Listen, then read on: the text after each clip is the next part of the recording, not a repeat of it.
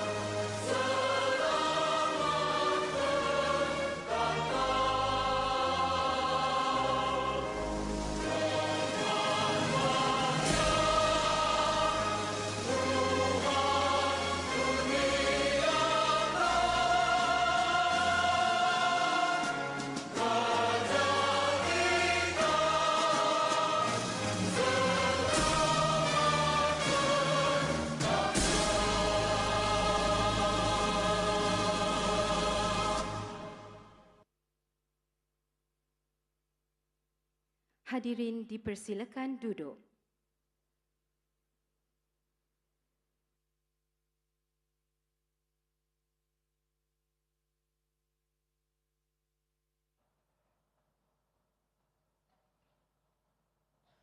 Bismillahirrahmanirrahim. Beta istiharkan Istiadat Konvokesyen Khas dibuka.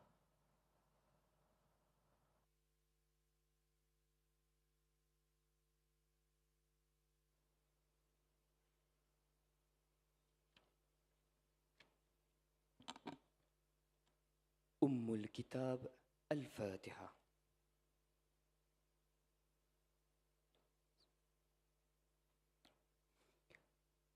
بسم الله الرحمن الرحيم. الحمد لله الذي وفقنا لطاعته وهدانا لعبادته وخصنا برسالة حبيبه ورسوله.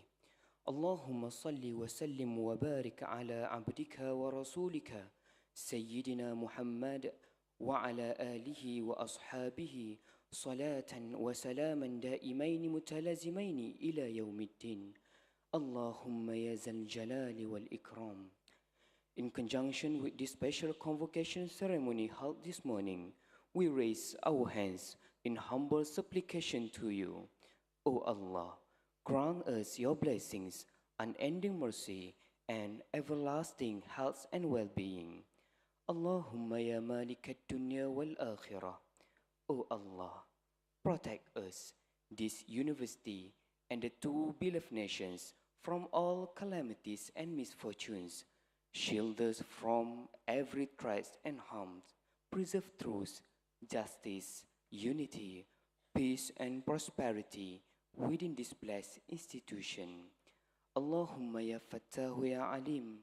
We beseech you to guide and bless the honored guest, His Excellency Matamela Cyril Ramaphosa, President of the Republic of South Africa, with wisdom and divine light in fulfilling the trust and duties bestowed upon them.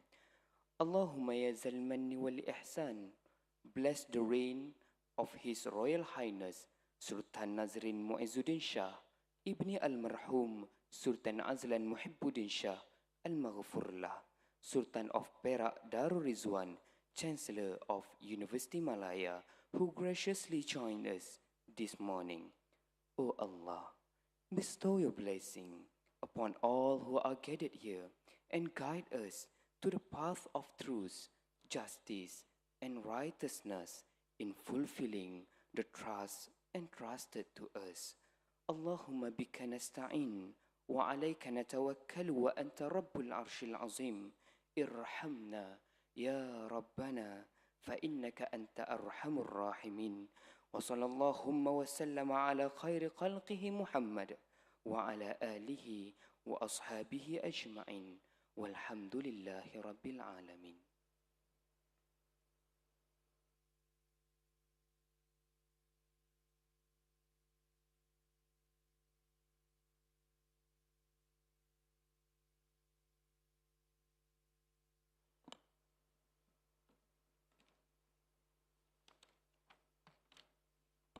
Bismillahirrahmanirrahim. Menghadap Duli Yang Maha Mulia, Paduka Seri Sultan Perak Darul Rizwan, Sultan Nazrin Muizzuddin Shah, Ibni Almarhum Sultan Azlan Muhibbuddin Shah, Ramaphosa, Chancellor Universiti Malaya. Ampun tuanku beribu-ribu ampun, sembah patik mohon diampun. Patik mewakili seluruh warga Universiti Malaya dengan penuh hormat dan takzimnya merafak sembah di atas limpah perkenan Duli Yang Maha Mulia Tuanku, bercemar duli untuk menyempurnakan Istiadat Convocation Khas Universiti Malaya pada hari yang penuh bermakna ini. Sesungguhnya, keberangkatan Duli Yang Maha Mulia Tuanku amat bermakna buat patik sekalian. Ampun Tuanku. Patik memohon ampun limpah perkenan Duli Yang Maha Mulia Tuanku untuk patik turut mengalu-ngalukan Div-Div Kehormat serta meneruskan acara dalam bahasa Inggeris.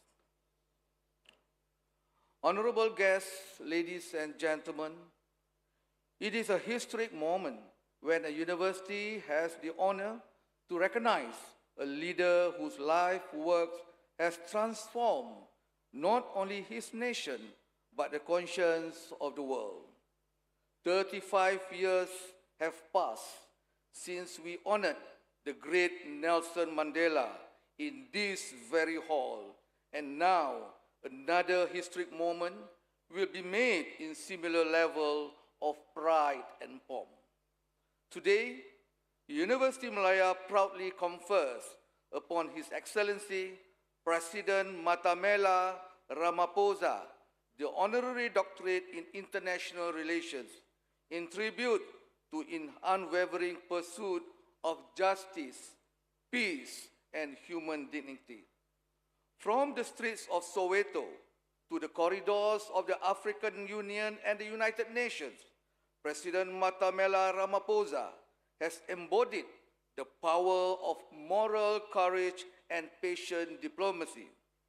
He was a towering figure in South Africa's struggle against apartheid, a negotiator who chose peace over vengeance, dialogue over division.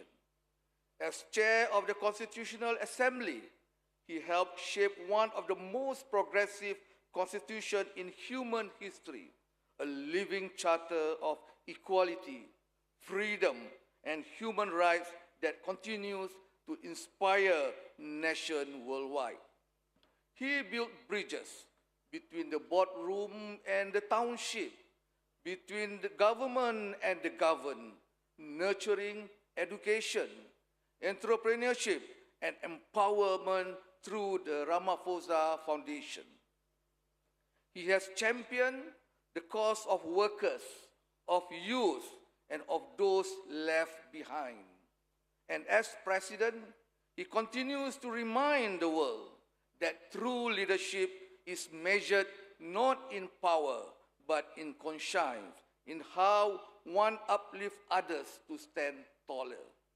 For Universiti Malaya, this recognition carries special meaning. We honor President Matamela Ramaphosa not only for his nation's journey, but for the values that bind us together. The belief that peace must be built upon knowledge, that justice must be sustained by education, and that prosperity must be shared through cooperation. Malaysia and South Africa are connected by history and by heart. Both nations rose from colonial struggle to chart their own destinies. Both stood firm for the principle of non-alignment, solidarity, and the voice of the developing world, and both see in each other a true partner in the continuing quest for equality and hope. Mr. President, your leadership reminds us that universities are not ivory towers, but beacons that light the path of humanity. Your lifelong journey, from trade unionist to statesman, from mediator to global reformer, mirrors our own mission to educate, to empower, and to build peace through reason, compassion, and truth. May this recognition not only celebrate your legacy, but also strengthen the bridge between our peoples, our institutions, and our shared commitment to a more just, peaceful, and sustainable world. Ladies and gentlemen, in honoring President Matamela Ramaphosa today, we also affirm our faith in what leadership can achieve when guided by vision and humanity. May this convocation remind us that in every era and in every nation, there must be voices like his that stand for peace, integrity, and the enduring dignity of mankind. Thank you.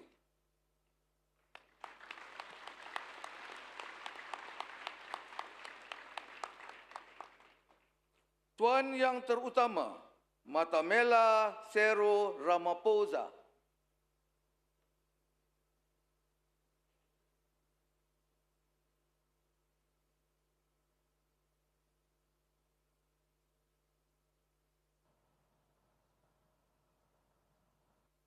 Mohon perkenan Tuanku Chancellor mengurniakan kepada Yang Tuan Yang Terutama Matamela Sero Ramaphosa Ijazah Kehormat Doktor Hubungan Antarabangsa.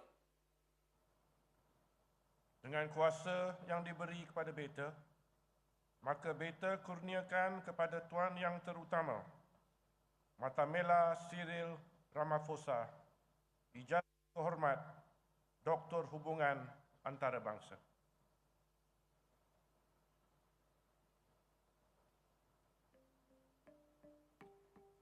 Matamela Sero Ramaphosa.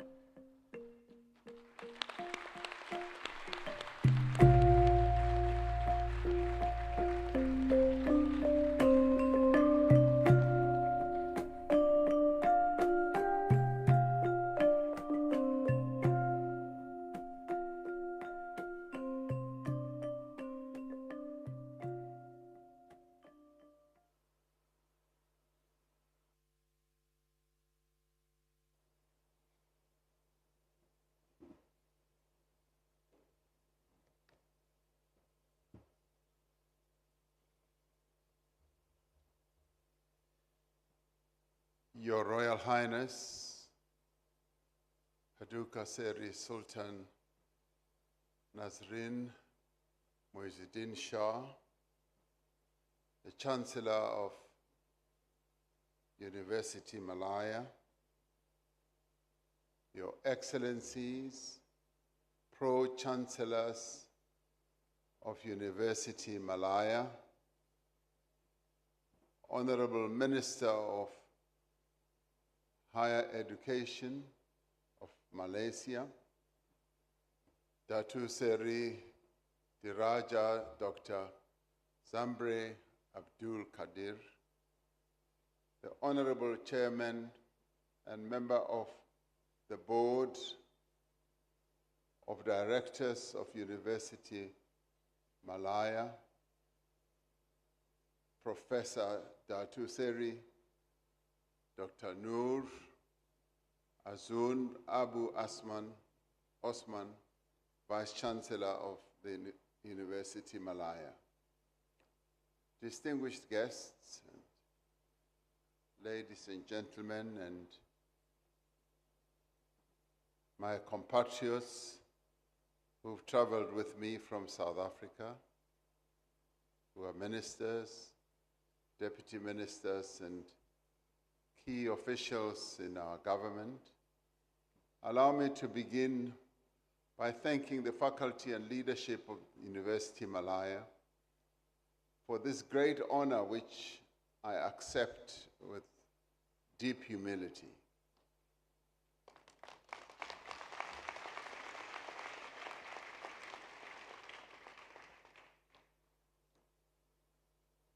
I also accept this honor also with humility, following your conferment of the same honor to our icon, the father of our nation, Nelson Mandela, in this very university.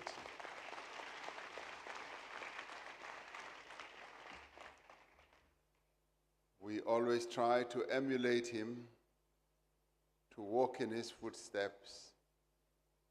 And today, as I stand here, I feel his presence, I feel his spirit, and I rejoice that this moment I am sharing with all of you.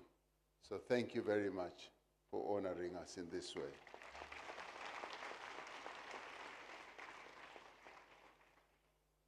While this honor is conferred in the name of an individual, however, this honor recognizes the achievements of an entire nation.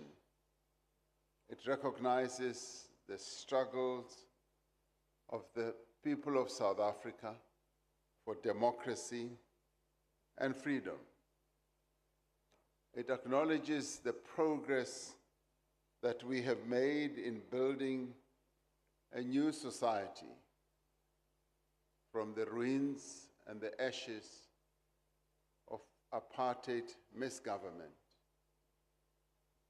It is a new society founded on the principles of equality, justice, and solidarity. This honor, in the form of an honorary doctorate in international relations, is being conferred at a time of great turbulence and uncertainty in the world. The principles and values that we have sought to advance in global affairs and international relations, such as equality, justice, diversity, and sustainability, are being challenged by injustice and inequity, unilateralism, protectionism, disunity, unsustainability, greed, exploitation, and environmental degradation. We believe that this honorary doctorate is a confirmed as an affirmation of those values that we've always lived by. This honor affirms the bonds of friendship between Malaysia and South Africa and affirms the values that we share as two peoples.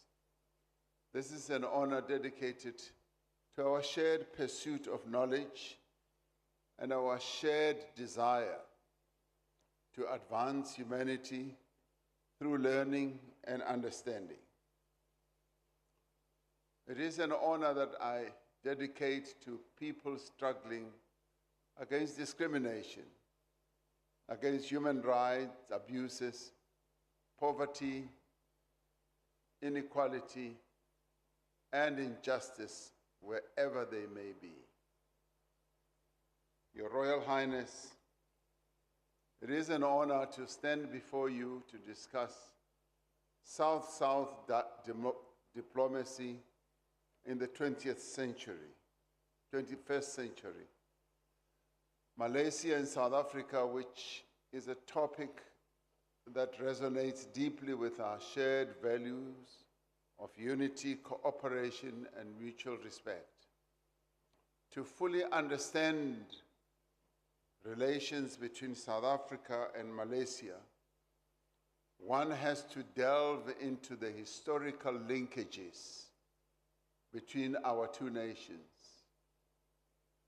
We need to understand how these connections established a firm foundation for our relationship today, and how they paved the way for a bright future through South-South diplomacy. The bonds that bind our two nations together are not only bonds of friendship, they are bonds of kinship, of ancestry, of history. They are bonds that go back several hundred years. Today we pay tribute to the rulers and the peoples of the Malay Indonesian archipelago, whose exiles, workers, and scholars helped to build the South African nation. The earliest recorded arrivals of people from the Malay Indonesian archipelago at the southmost tip of Africa were mostly enslaved people. They were brought against their will and in violation of their fundamental rights to provide labor to early Dutch colony at the Cape of Good Hope. Among these early arrivals were also political exiles. There were also skilled artisans and religious scholars. Yet even amongst the degradation and dehumanization of slavery. The arrival of these people was simply transformational to the place that they arrived at, South Africa. This early community carried Islam to South Africa and the Holy Quran's message of equality. They brought comfort to the dispossessed peoples of South Africa, even at that stage. Scholars of early Cape history recall how the Dutch discouraged enslaved people from many lands from converting to Christianity. To admit them into the Christian faith, they said, would mean acknowledging their humanity and their personhood.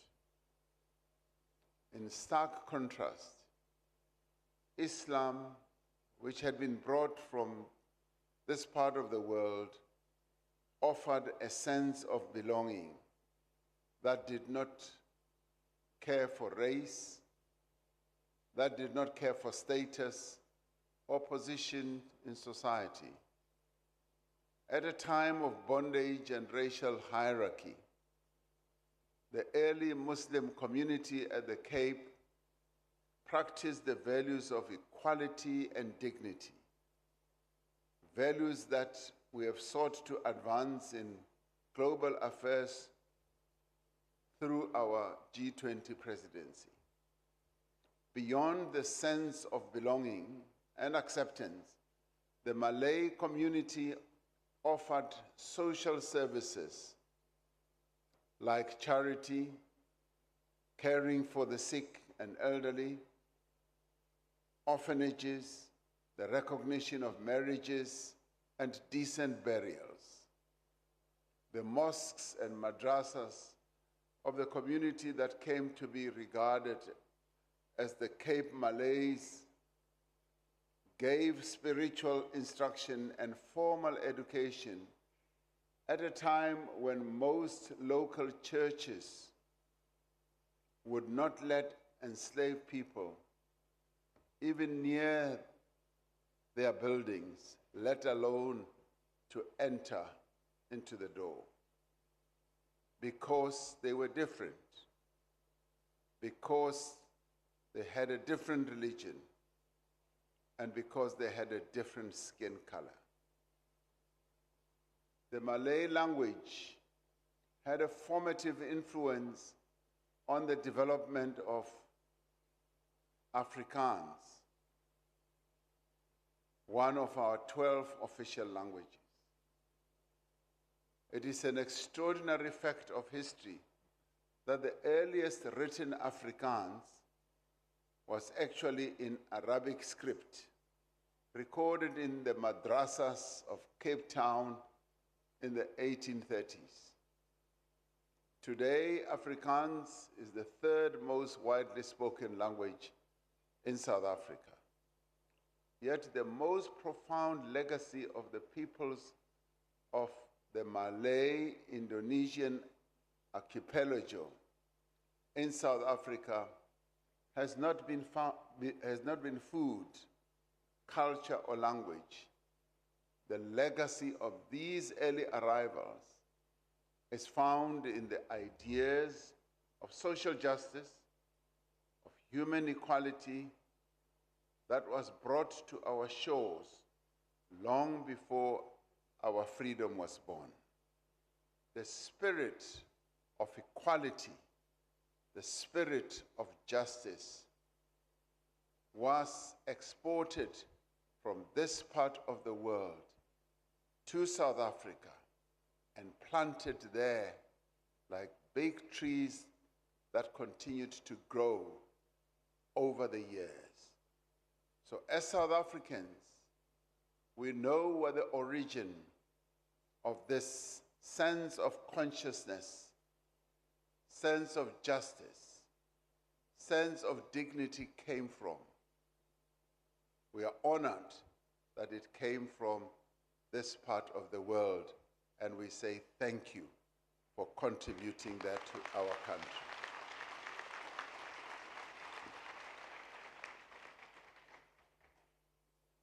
the ethos of justice, the ethos of dignity, the ethos of respect of one human being to another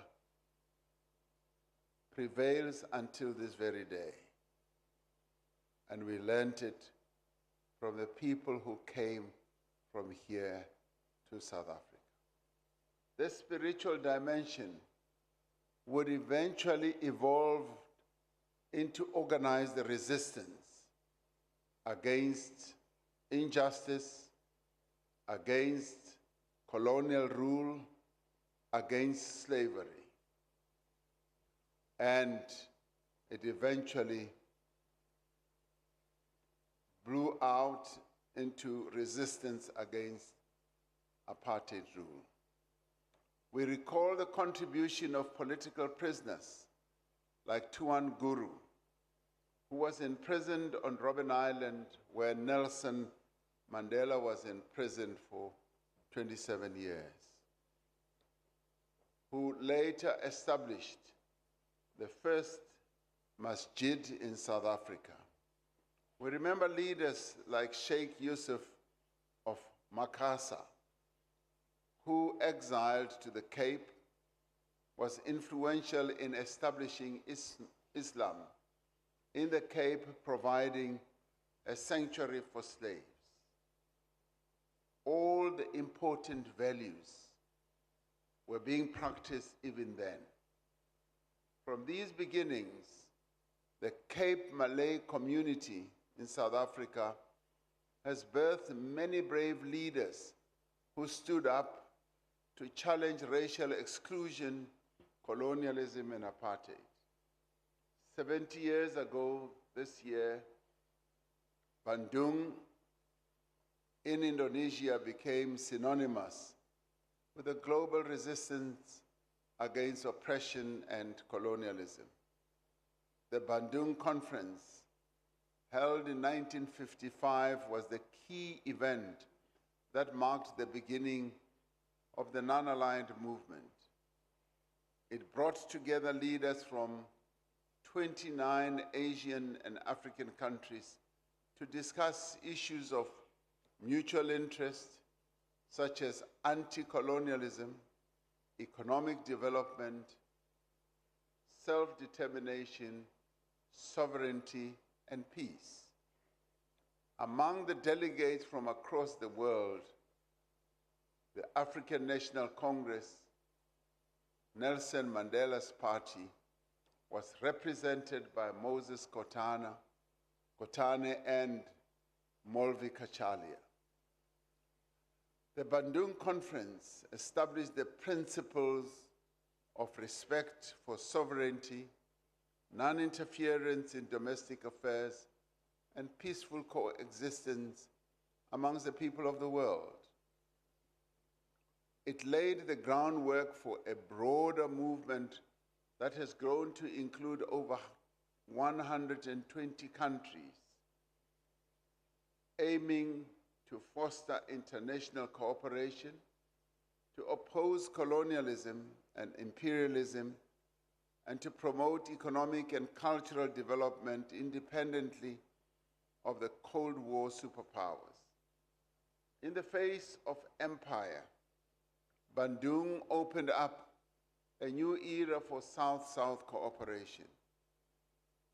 Writing about the Bandung Conference many years later, the African National Congress President, Oliver Tambo, and a long-standing friend of Nelson Mandela, would describe the Afro-Asian Solidarity Movement as having traveled a long and complicated but glorious path. He said the Afro-Asian Solidarity Movement has proved itself as a steadfast friend of all peoples fighting for national and social emancipation. All these years later, the Bandung ideals of sovereignty, self-determination, non-interference in domestic affairs, and peaceful existence based on unity, dignity, and strategic cooperation remain more important than ever. These are the ideals that continue to define South Africa's relations with Malaysia. When the Bandung Conference took place, Malaya had just not yet attained its independence. Yet upon independence, Malaysia would go on to play a leading role in the movement of the Global South, as well as the non-aligned movement, the Association of Southeast Asian Nations, ASEAN, the Organization of Islamic Cooperation, and much later, the G77 caucus within the United Nations. Working together with other nations on the African continent, including my own country, South Africa. We cannot speak of this history without paying tribute to the great Tunku Abdul Rahman, the very first Prime Minister of Malaysia. Tunku was a bridge builder between the nations of the Global South and a true friend of the South African people. He played a leading role in forcing the withdrawal of apartheid South Africa from the Commonwealth in the early 60s. He used his stature to condemn the racist regime of South Africa at the United Nations. Under Tunku's leadership, the young independent nation of Malaysia was determined to reflect the principles of Bandung and its foreign policy and in all its other affairs. It is a source of great pride to us that the ties between Malaysia and South Africa have endured. They have strengthened over the years. Since the time of the early Cape Malay community, through the anti-apartheid struggle and into our democracy, our destinies have been intertwined as two nations. The spiritual inheritance planted in South Africa by Tuan Guru, Sheikh Yusuf of Makassar, and other exiles and imams would come to define the principal resistance of the Cape Malay community to apartheid, which inspired the rest of the people of South Africa who were struggling against the yoke of apartheid. Our shared history may not have been of our own making, but it has evolved into a principled solidarity between our nations. When we were liberated from apartheid bondage, Malaysia was at our side, for it, as a country, had continued to support our struggle, for which we are grateful. And even today, and even as Nelson Mandela expressed it 35 years ago, I express it now. I once again say, thank you to you, Malaysians, for supporting our struggle.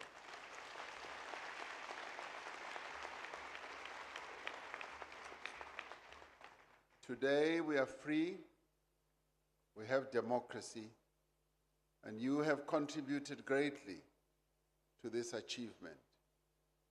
We regard you as partners, as stakeholders, and we regard you as friends. When President Mandela was released from prison in 1990, Prime Minister Mahathir Mohamad was one of the first foreign leaders he met with.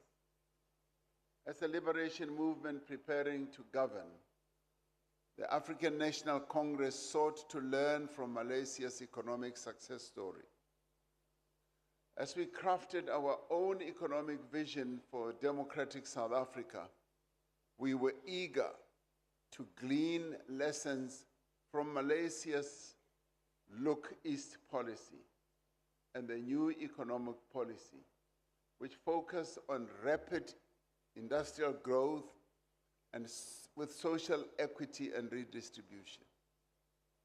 Speaking in 1997 at the Malaysian Institute of Diplomacy and Foreign Relations, President Nelson Mandela said, "South Africa takes particular interest in Malaysia's success in overcoming the legacy of colonialism and poverty and in the economic policies that made this possible." He added that South Africa had much to learn from Malaysia's experience as South Africa restructured its economy.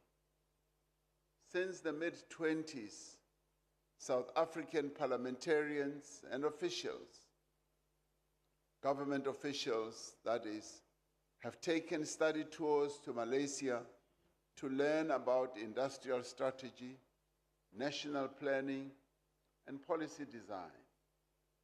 A number of South African emerging business people have also taken trips to Malaysia to come and learn about how your businesses are run, but also to learn from the transformation journey that you had embarked upon, as we wanted to mirror what you had achieved.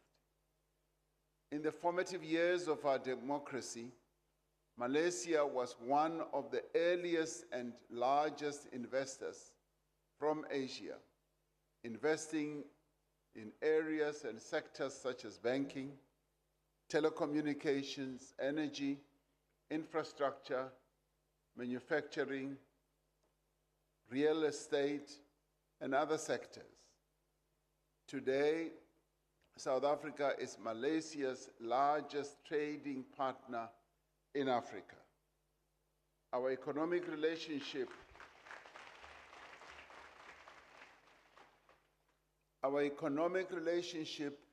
holds immense potential. As I was talking to Prime Minister Anwar yesterday, we both agreed that we have not yet reached the level that we want to be. We need to do much more than what we are doing.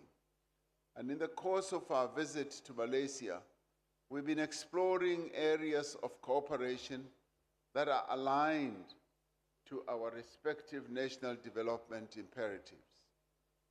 On the foundation of our firm diplomatic relations, we are building ties of trade, investment, and commerce. Our countries have complementary resources and capabilities. We do not see ourselves as competitors. We rather see ourselves as complementary partners. South Africa holds substantial reserves of critical minerals. Malaysia is rapidly expanding electronics, electric vehicles, and battery manufacturing industries. You are well versed in semiconductors and in a number of other new technology capabilities. This provides opportunities to develop integrated value chains that recognize South Africa's ambition to develop its own industrial base and add value to the minerals that we extract. The formation of the African Continental Free Trade Area offers further opportunities for partnership between South Africa and Malaysia in reaching a market of 1.4 billion people. There are significant opportunities for partnership in the production of halal products and manufactured goods in South Africa for export to the rest of the African continent and to this part of the world. As like-minded and active non-aligned countries, Malaysia and South Africa have common views and interests on a number of issues. As the chairs of ASEAN and South Africa, as the president of the G20 respectively, Malaysia and South Africa are advancing similar visions and similar agendas. We cooperate in multilateral organizations such as the United Nations and its various agencies, the Commonwealth, the Non-Aligned Movement, the Indian Ocean Rim Association, and others. Such cooperation is essential at this time of great uncertainty amidst an increasingly fragile and, I would say, dangerous international order. Conflicts and wars, contestations over trade, the energy transition, and the pace of the digital revolution are reshaping the international order. In some places, they are replicating colonial-era patterns of dependency and threatening to deepen inequality. At a time of global disorder, the countries of the Global South must evoke and revive and further embrace the spirit of Bandung to chart a new course for our shared future. At a time when suffering, dispossession, and denial of dignity persist, at a time when greed has become the order of the day, and at a time when unilateralism has become the order of the day, our two countries are called upon to together work towards a future that is more equitable, more humane, and that respects the dignity and worth of every human being. Beyond our shared history, beyond our bilateral relations at economic level, Malaysia and South Africa stand shoulder to shoulder on the global stage in our mutual quest for social justice for the people of the world everywhere. Our two nations have stood consistently for the reform of the institutions of global governance so that the needs of the Global South, which have forever and a day been neglected, should now be recognized. We continue to call for the reform of the United Nations Security Council so that it reflects the realities of the 21st century and so that it may fulfill its original purpose as a guarantor of international peace and security. There is a need to stand together in combating climate change, both in mitigating its effects and in pursuing a just and inclusive transition to low-carbon economies. We have both a common interest and a common responsibility to ensure that those countries that are historically responsible for greenhouse gas emissions provide substantial support to those countries that are most affected by climate change. We thank Malaysia for its unwavering support for our G20 presidency, which we have convened under the theme Solidarity, Equality, and Sustainability. And we thank Malaysia for readily embracing this theme, a theme that others have sought to deride and have not found ways to fully embrace. We know we can continue to count on Malaysia's support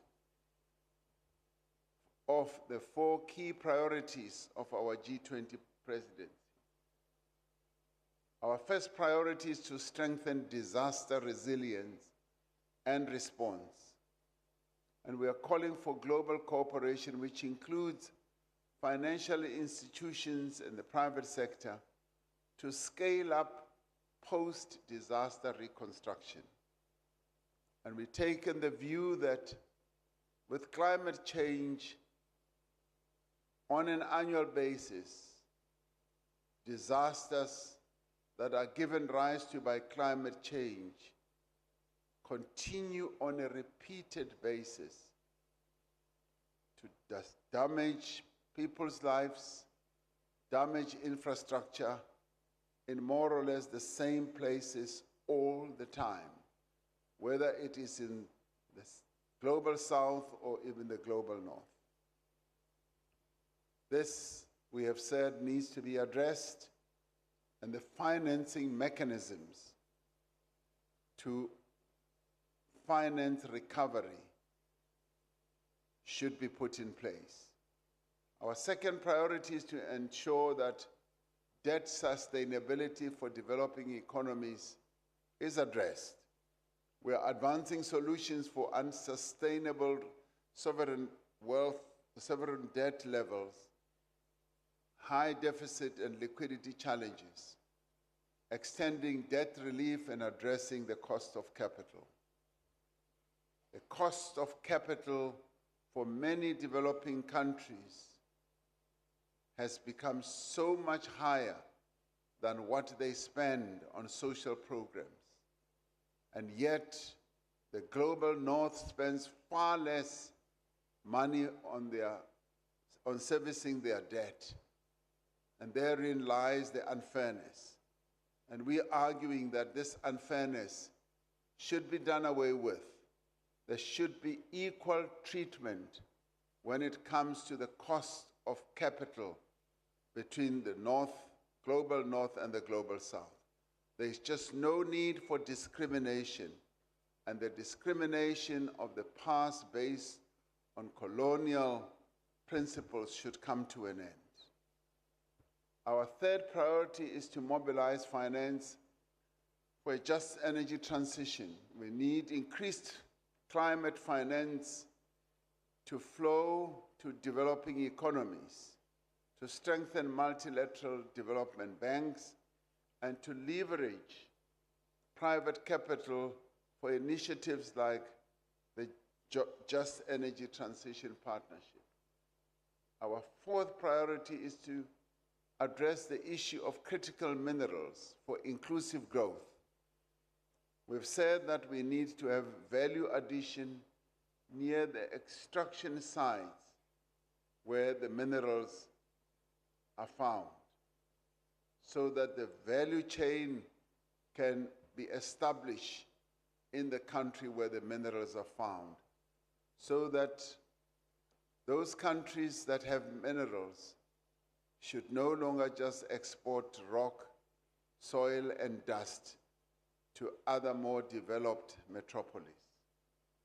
We must harness critical minerals as engines for growth and development, particularly on the African continent.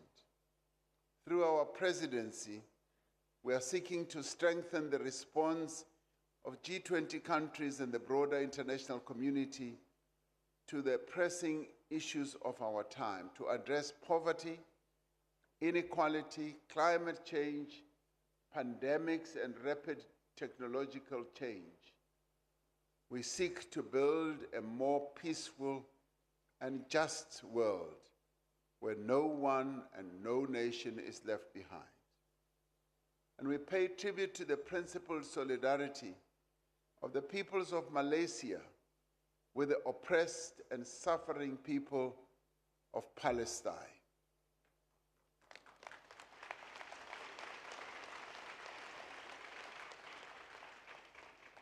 After decades of dispossession, repression, and oppression, the people of Gaza are facing genocide as we speak. We cannot but be moved to action by the slaughter of tens of thousands of civilians, forced displacement, deliberate starvation, and the destruction of homes, schools, hospitals, places of worship like mosques and churches, and other essential infrastructure. We welcome the ceasefire deal brokered by President Donald Trump and supported by a number of countries in the Middle East and beyond, including the return of the hostages, the release of Palestinian prisoners, and the resumption of humanitarian assistance. However, we are concerned that this ceasefire is being undermined by the continued assaults on Gaza and the West Bank. And we say this must stop, and it must stop immediately to give dignity to the people of Gaza.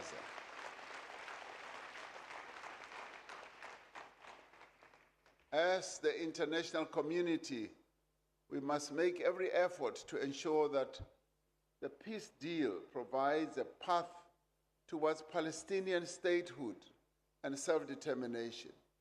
We must insist and pursue the goal of a two-state solution on the basis of the 1967 borders, with a Palestinian state existing alongside and in peace with the state of Israel. This is the only solution to that conflict.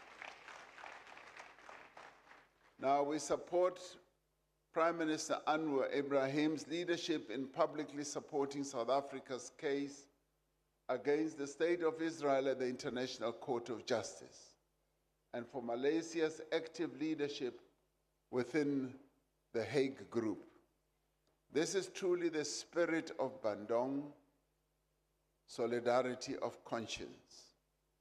Our shared history has taught us that through solidarity, we can escape the ghosts of the past. We can overcome the most strident of obstacles and help reshape our common destiny. As we look to the future, it is essential that we continue to strengthen the historical linkages that exist between us, between South Africa and Malaysia. We should celebrate the rich history that binds Malaysia and South Africa. It is important for us to honor the struggles as well as the sacrifices that were made by our forebears, and strive to build a future rooted in collaboration and in mutual respect. As members of this esteemed university community, you have an important role to foster and enhance these connections and become ambassadors of goodwill between South Africa and Malaysia. You can lead the way in strengthening the ties between our two nations based on the principles and the values of equality, freedom, democracy, justice, and dignity for all. I received this honorary doctorate with gratitude from the Universiti Malaya, an institution with a rich and proud history. I accept it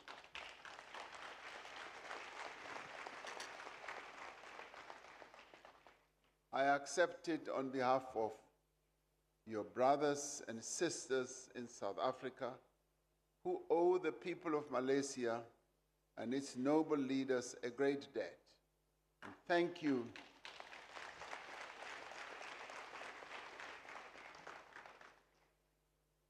And we will never stop saying thank you for standing with us in our quest for dignity and justice. And we will never stop from saying your people who were exported to South Africa against their will and found and made a home in South Africa did not only bring your culture, your language, your food, and your cuisine to South Africa, but they brought important values, values that they planted in South African soil, values that have to do with dignity, that have to do with respect for one another, that have to do with justice. And it is these values that were brought from here that inspired us to work together with your compatriots who were forcibly brought to South Africa to fight against colonialism and to fight against the apartheid system. We honor them and we respect them for what they did. As we enter a new era, even greater era of South-South cooperation, we carry with us the spirit of the early Cape Malay community, whose values are the bedrock of the free South Africa we have today. And I'll say that let the friendship that was inculcated into South Africa from here continue. Let there be peace. Salam alaikum. I thank you.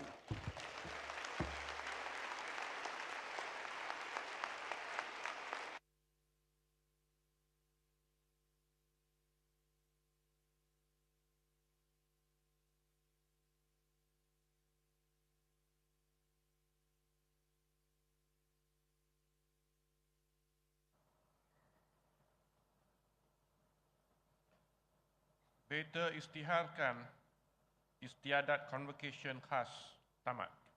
Ampun Tuanku, nyanyian lagu Republik Afrika Selatan dan lagu kebangsaan Malaysia negaraku hadirin dimohon berdiri. Ladies and gentlemen, please rise for the national anthem of the Republic of South Africa and the national anthem of Malaysia negaraku.